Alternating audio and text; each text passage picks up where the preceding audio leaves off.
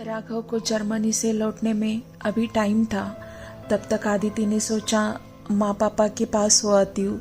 वैसे भी दिल्ली से लौटने के बाद वो उन्हें मिलने नहीं गई थी। वो निर्मला जी से परमिशन लेकर कुछ दिनों के लिए अपनी माँ के यहाँ चले जाती है। आदिति मायके आकर काफ़ी रिलैक्स फील कर रही थी।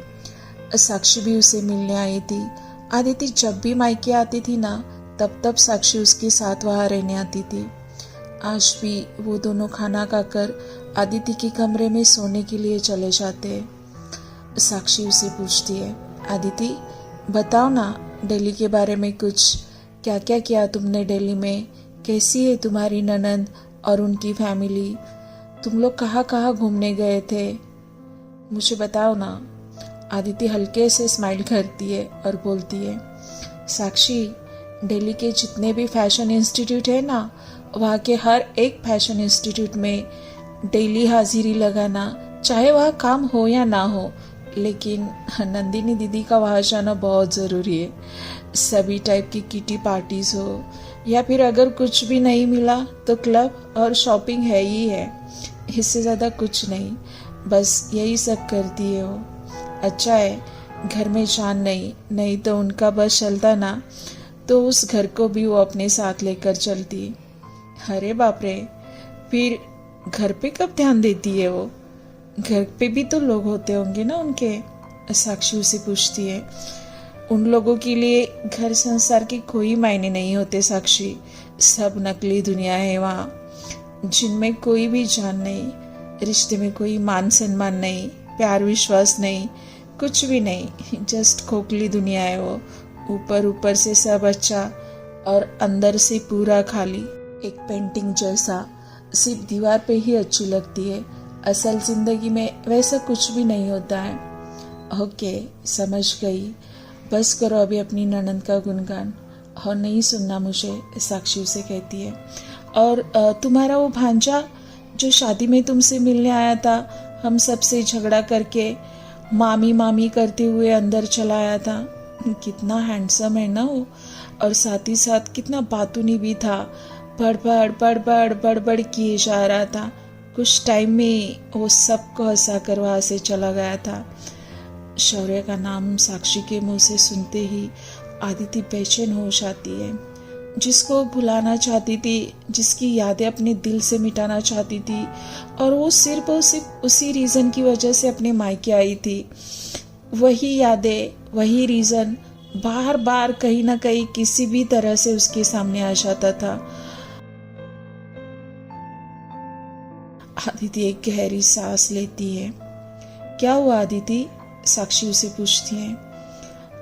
कुछ नहीं, बस ऐसे ही। कुछ नहीं कैसे, भांजे का नाम निकलते ही आंख भर कर आने वाली मामी पहली बार देख रही हूँ।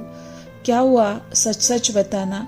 तुम्हें पता है तुम सबको चकमा दे सकती हो बातें छुपाने में, लेकिन मुझे नहीं, मुझसे तुम्हारा कोई सच छुपता नहीं है। बोलो क्या बात है, साक्षी उसे पूछती है। अरे कुछ नहीं, सच में, वो मैं वहाँ थी ना तो सब मेरे साथ बहुत अच्छे से रहे थे, बहुत प्यार से रह गए थे, बस वही याद आया इसलिए मेरी आंख भर आई, और कुछ नहीं। आदिति ने फिर से बातों को घुमाने की कोशिश की थी। और वही प्यार भुलाया नहीं जा रहा है ना हमारी मैडम जी को, साक्षी बोलती है। साक्षी तुम भूल गई क्या, मेरी अब शादी हो चुकी है।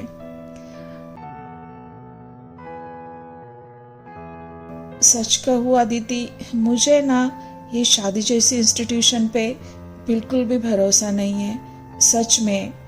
अरे ऐसा क्यों, आदिति उसे पूछती है। देखो, सिर्फ 7 फेरे, मांग में सिंदूर, गले में मंगलसूत्र और समाज के सामने एक दूसरे की गले में हार माला पहनाओ, बस यही होता है। और उसके बाद सिर्फ 2 शरीर एक दूसरे के साथ बंधे रहते, दिल नहीं, दिल कभी नहीं मिलते। वो दोनों सिर्फ इसीलिए साथ रहते कि वो एक दूसरे का साथ दे सके। वो लोग अपने लिए नहीं जीते, वो जस्ट शादी को आगे लेकर जाना चाहते, बस। इससे ज़्यादा मैं कुछ नहीं एक्सप्लेन कर सकती इस वक्त तुम्हें। जहाँ तक मेरी जानकारी और समझ है शादी के बारे में, बस मैं यही जानती हूँ। अरे वाह, अच्छी खासी समझदार बन गई है हमारी साक्षी। कहाँ से लाई हो ये सब ज्ञान? आ जाता है अपने आप। पहले की बात अलग थी आदिति। उस टाइम हमें इतनी समझ नहीं थी। वक्त के साथ अपने आप कुछ चीज़ें समझ में आती है, कुछ एक्सपीरियंसेस, कुछ कहानियाँ, कुछ कुछ ऐसी अनकही बातें जो सिर्फ नज़र से देखकर दिल से फील की जाती है। और भी बहुत कुछ है मैडम जी, आप बस आगे का सुनाओ। ये सब तो होता रहता है, जिंदगी है, उतार चढ़ाव तो होते रहते हैं, तभी जाके जिंदगी जीने का असली मजा आता है। आप बताओ आपके उस प्यारे भांजे के बारे में।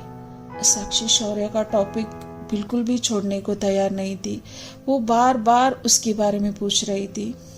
अरे कुछ नहीं साक्षी, उसके बारे में इतना कुछ बोलने जैसा है नहीं। अमीरी की चादर में पला बड़ा है, घर में माँ पापा के अलावा कोई नहीं है। इन दिनों खुद को अकेला फील कर रहा है बस। और क्या बोलूँ मैं उसके बारे में। आदिति उससे बताती है। अगर अकेला है तो फिर शादी क्यों नहीं करता? साक्षी पूछती है। वो शादी नहीं करना चाहता। क्यों? वो तुम उसी को जाके पूछो। आदिति, अरे तुमने तो अभी कहा था ना कि वो बहुत प्यारा है, अच्छा है, मेरे साथ अच्छे से उसने बात की, तो शादी के बारे में उसने तुम्हें कुछ क्यों नहीं बताया? साक्षी उसे पूछती है। साक्षी, मैं तुम्हें रिक्वेस्ट करती हूँ, प्लीज़ तुम शौर्य के टॉपिक से आगे बढ़ो, हम कुछ और बात करते हैं। ठीक है, अगर तुम्हें नहीं अच्छा लग रहा है तो हम नहीं करेंगे उसके बारे में बात। ये बताओ राघव जीजू कब आने वाले हैं जर्मनी से? ये भी मत पूछो।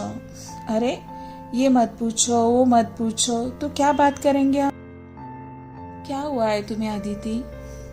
आदिति अभी भी चुप ही थी, ऊपर छत की तरफ देख रही थी। वो साक्षी से कुछ छुपाना नहीं चाहती थी, लेकिन उसके मुंह से कोई शब्द ही निकल नहीं रहे थे। बहुत कुछ होठों तक आ रहा था, लेकिन जुबान पे नहीं। उसको अपने घर में भी बहुत घुटन महसूस हो रही थी।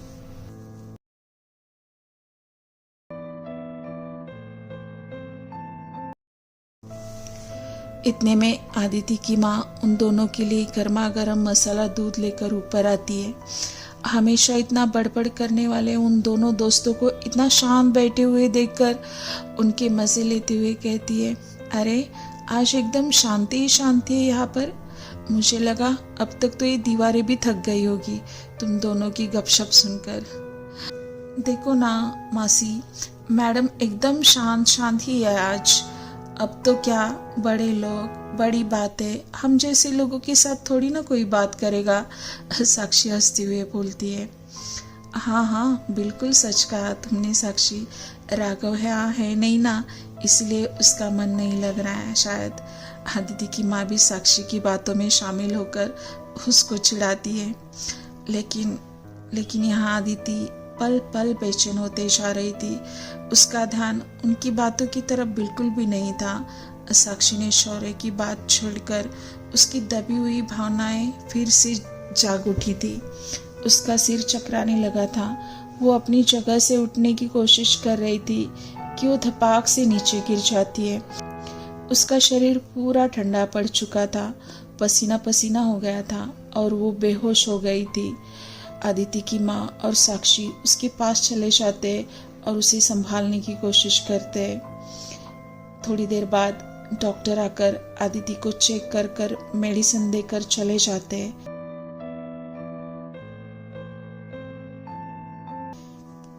ऑलमोस्ट 10-12 दिन हो गए थे। आदिति बेड से उठने का नाम नहीं ले रही थी।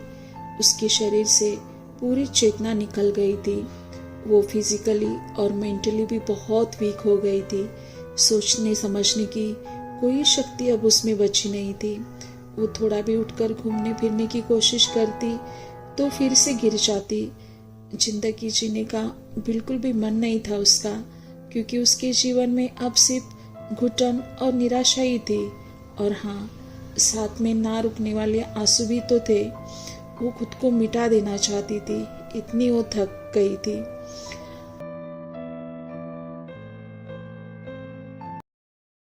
उसको डॉक्टर देसाई के वो शब्द याद आ रहे थे, कॉन्ग्रेचुलेशंस मिसेस सबरवाल, आप माँ बनने वाली हो। और वो सुनते ही आदिति के बदन में जैसे बिजली लहराई थी। और यही रीज़न था जो इतना वीक फील कर रही थी। उसको आज भी वो सब कुछ याद आ रहा था। उसके बेड के पास माँ पापा सास ससुर खड़े थे। थोड़ी देर बाद डॉक्टर उन्हें बाहर जाने को बोलती है और वो आदिति को आराम करने के लिए बोलती है। डॉक्टर देसाई आदिति की फैमिली डॉक्टर थी। वो पेशेंट को तुरंत पहचानती थी और आदिति का और उनका बॉन्ड तो काफ़ी स्पेशल था। उन्होंने मौका देकर आदिति को चेक करते हुए पूछा था, आदिति ऑल गुड? तुम्हें कोई मेंटली सिकनेस तो नहीं है? फिजिकली तो तुम बिल्कुल फिट हो, लेकिन जिंदगी की सबसे बड़ी गुड न्यूज़ सुनकर लड़कियां ऑलवेज खुश हो जाती है, लेकिन वो खुशी मुझे तुम्हारे चेहरे पे दिख नहीं रही है। तुम नर्वस लग रही हो और तुम्हारी नस भी वही बता रही है। ब्लड प्रेशर भी काफ़ी लो है। आदिति को डॉक्टर देसाई को क्या जवाब दे वो समझ में नहीं आ रहा था। उसकी आंखों के सामने गहरा अंधेरा छाया हुआ था। क्या करे, कैसे कहे, कुछ नहीं समझ में आ रहा था उसको। वो डॉक्टर को उस टाइम कुछ भी बोलती नहीं। आदिति को चेक कर डॉक्टर वहाँ से चले जाती है और आदिति फिर से अपने विचारों के घेरों में गिर जाती है। ये सब क्या हो रहा है मेरी लाइफ में? जिसको भूलना चाहती थी वो अब जिंदगी भर पीछा नहीं छोड़ेगा। जो हुआ था वो गलत था या सही? क्या वो सच्चा प्रेम था या नियति ने उसके साथ किया हुआ वो व्यभिचार था? या फिर प्यार के प्रति समर्पण? क्या था क्या नहीं? सच में क्या करूं मैं अब? कहाँ जाऊं? शौर्य ने कहा था सब ठीक होगा, किसी को कुछ भी पता नहीं चलेगा। तब आदिति ने कहा था सत्य को स्वीकार करके आगे बढ़ते हैं, शादी करते। अब दोनों में से कुछ भी नहीं होने वाला था। इसके बावजूद कोई मासूम सा जीव इस सब से उनकी जिंदगी में दस्तक देने वाला था। ओ शौर्य, कहाँ हो तुम? इस समय मुझे तुम्हारी कितनी ज़रूरत है। हमारी ज़िंदगी की ये सबसे बड़ी खुशी मैं तुम्हारे साथ बांटना चाहती हूँ। तुम्हें प्यार से गले लगाना चाहती हूँ। इसके बाद का हर एक पल मैं तुम्हारे साथ बिताना चाहती हूँ। जो कुछ भी हमारे बीच हुआ वो कोई गलती नहीं, बल्कि ज़िंदगी का सबसे खूबसूरत तोहफा है। चलो शादी करते, सबको मनाते हैं, सब हमें माफ़ कर देंगे। थोड़ा सा करेज दिखाते हमारे लिए, हमारे होने वाले बच्चे के लिए।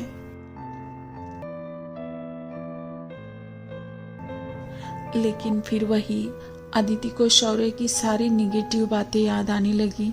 अगर उसने फिर से मुझे ठुकरा दिया तो? उसमें नहीं है इतना करेज, वो नहीं कर सकता एक्सेप्ट। और अब ये तय हुआ है हमारे बीच कि नहीं मिलना हमें फिर कभी, तो नहीं करेंगे बात। अब कोई सुनना या सुनाना नहीं चाहिए मुझे कोई नकारात्मक एनर्जी। अदिति की माँ बनने वाली बात सुनकर सब खुश हुए थे। उसकी माँ को तो बेटी को कहाँ रखे और कहाँ ना रखे ऐसे हो रहा था। उसके खान पान का स्पेशल ध्यान दिया जा रहा था। साक्षी भी हर रोज़ उसे मिलने आती थी। अब राघव जीजू को जर्मनी से तो आने दो, देख लो कितनी बड़ी पार्टी लेती हूँ मैं उनसे, तब मैं तुम्हारी कोई भी बात सुनने वाली नहीं हूँ। राघव, आदिति का दिल एकदम जोर से धड़कने लगता है राघव का नाम सुनते ही। राघव आएंगे तो मैं उन्हें क्या बोलूँगी, कैसे बताऊँगी, कैसे सामना करूँगी मैं उनका? क्या सोचेंगे वो मेरे बारे में? उनका सच तो वो जानते हैं, फिर क्या बोलूँगी मैं उनको? उन दोनों का सच सिर्फ उन दोनों तक ही तो था। अब क्या होगा आगे? शौर्य अगर थोड़ी सी भी हिम्मत करके साथ देता तो मैं राघव से भी बात कर लेती, लेकिन वो आगे आना ही नहीं चाहता। अब राघव के साथ ऐसा धोखा करके उनसे उनके सामने मैं कैसे जाऊँ, कैसे नज़र मिलाऊं? इससे अच्छा मौत को ही गले लगा दूँ, यही अच्छा है। उसे अपने आप पर ही गुस्सा आ रहा था, रोना आ रहा था। साक्षी साइड में चेयर पे बैठी थी। उसको पल भर के लिए ऐसा लगा, बता दूं क्या साक्षी को, मन तो हल्का हो जाएगा, कुछ तो सॉल्यूशन निकलेगा, कुछ तो दिशा मिलेगी आगे की। नहीं आदिति, साक्षी की तो थॉट प्रोसेस ही बिल्कुल अलग है, प्रैक्टिकल सोचती है वो हमेशा। वो मुझे क्या सलाह देगी, सारा दोष मुझे ही देगी, कुछ समझेगी नहीं, ना ही कुछ बोलेगी। क्या बताओ, कैसे बताओ, कुछ समझ में नहीं आ रहा। साक्षी, क्या तुम मेरे साथ कल डॉक्टर देसाई की क्लिनिक चलोगी? लेकिन आदिति, तुम में इतनी एनर्जी कहाँ है कि तुम चल फिर सको? इससे अच्छा उन्हें ही घर पर बुलाते, साक्षी उसे कहती है। नहीं, हम ही वहाँ चलेंगे, इस बहाने थोड़ा मैं चल फिर लूँगी, थोड़ी बाहर की हवा भी मिलेगी। ठीक है, जैसे तुम्हारी मर्जी, साक्षी उसे कहती है। दूसरे ही दिन वो दोनों डॉक्टर देसाई के क्लिनिक पहुंचते हैं। डॉक्टर उसे चेक कर रही थी। आदिति, सब नॉर्मल है, कुछ प्रॉब्लम नहीं है, थोड़ा खान पान का ध्यान रखो बस, और थोड़ा एक्सरसाइज वगैरह करो। डॉक्टर, क्या आप मेरे लिए एक फेवर करोगे? आदिति उन्हें पूछती है। हाँ बोलो, क्या प्रॉब्लम है? तुम बोल सकती हो। डॉक्टर, मुझे बच्चा नहीं चाहिए, मुझे अबॉर्शन कराना है, लेकिन किसी को पता नहीं चलना चाहिए। अभी ज़्यादा दिन नहीं हुए हैं, किसी को कुछ भी समझ में नहीं आएगा। मैं जितना जल्दी हो सके, मुझे इससे छुटकारा चाहिए। प्लीज़ डॉक्टर, मेरी हेल्प कीजिए इसमें। लेकिन क्यों आदिति, तुम तो शादीशुदा हो और ये तुम्हारा पहला बच्चा है। सबको चाहिए होता है पहला बच्चा, पहले पैर की पहली निशानी। तुम्हें क्यों नहीं चाहिए बच्चा? डॉक्टर उसे पूछती है। नहीं चाहिए, बस अभी मैं मन से तैयार नहीं हूँ बच्चे के लिए। ओह अच्छा, समझ गई मैं। वो शायद तुम फिगर के बारे में सोच रहे हो, करेक्ट? फिगर कॉन्शियस हो तुम, पहले ही मुझे समझना चाहिए था। देखो आदिति, डॉक्टर होने के नाते मैं तुम्हें कुछ समझाना चाहती हूँ। बहुत सारी लड़कियाँ आती है यही रीज़न लेकर, लेकिन सच बताऊँ, इससे फिगर खराब नहीं होती। इनफैक्ट मातृत्व से चेहरे पे एक अलग ही तेज आता है, स्त्री का सौंदर्य खिल उठता है। प्रकृति का सुंदर तोहफा है मातृत्व, बहुत नसीब से मिलता है और बहुत नसीब वालों से मिलता है पहले बच्चे का सौभाग्य। लेकिन वही सौभाग्य मुझे नहीं चाहिए डॉक्टर, आदिति डॉक्टर को रिक्वेस्ट करती है। मुझे लगता है तुम्हारे मन में कुछ तो डर है। अगर ये डर डिलीवरी को लेकर है तो बिल्कुल भी तुम डरो मत। क्योंकि अभी टेक्नोलॉजी काफ़ी प्रोग्रेसिव हो गई है, बिल्कुल आसान हो गई है डिलीवरी, सब ठीक से होगा, ट्रस्ट मी। ऐसा नहीं है डॉक्टर, आदिति नीचे देखते हुए बोलती है। ठीक है, पहले मिस्टर राघव को आने दो, पहले दोनों अच्छे से सोचो और फिर हम इसके बारे में सोचेंगे। अगर उनको भी तुम्हारे इस डिसीजन से कोई प्रॉब्लम नहीं है तो फिर हम ज़रूर जैसा तुम चाहती हो वैसा ही करेंगे। लेकिन अभी फ़िलहाल के लिए तो आपको आपके खान पान का ध्यान रखना है और जो भी मैंने प्रिकॉशंस तुम्हें लिखे दिए उसको फॉलो करना है।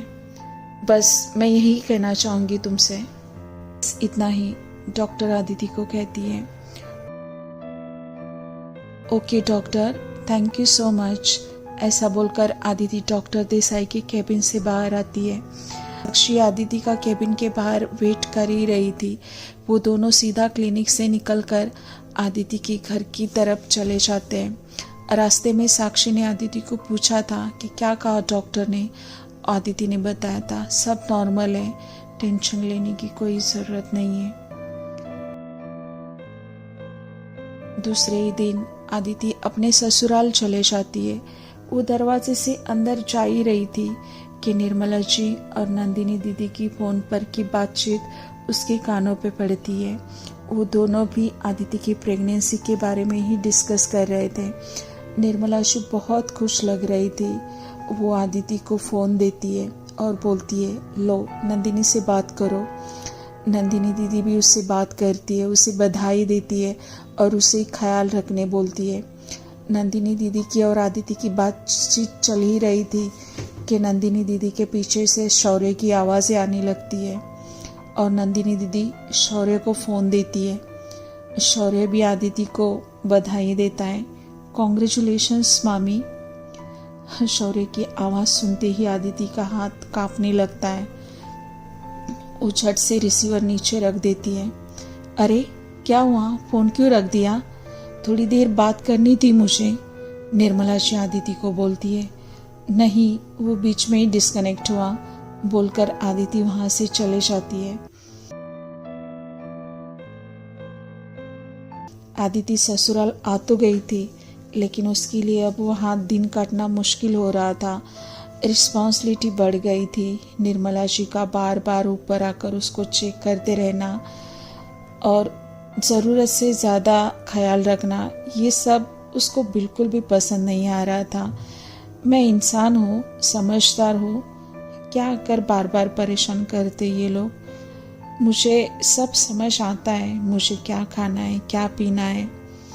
मैं मेरी जिम्मेदारी अच्छे से जानती हूँ, क्यों आकर बार बार मुझे ये लोग टोकते रहते, नहीं अच्छा लगता मुझे। आदिति ससुराल आ तो गई थी, लेकिन उसके लिए अब वहाँ दिन काटना मुश्किल हो रहा था। उसकी रिस्पॉन्सिबिलिटी बढ़ गई थी। निर्मला जी भी बार बार ऊपर आकर उसको चेक करते रहती थी। निर्मला जी अब आदिति की ज़रूरत से ज़्यादा केयर करने लगी थी। उसको वो बिल्कुल भी अकेला नहीं छोड़ती थी। आदिति को इस बात का बहुत गुस्सा आता था। इंसान हूँ, समझदार हूँ, मुझे बार बार यूँ आके परेशान करने वाले लोग बिल्कुल भी पसंद नहीं है। मैं मेरी जिम्मेदारी अच्छे से जानती हूँ, क्यों आकर ये लोग बार बार मुझे परेशान कर रहे। आदिति खुद को ही कोस रही थी।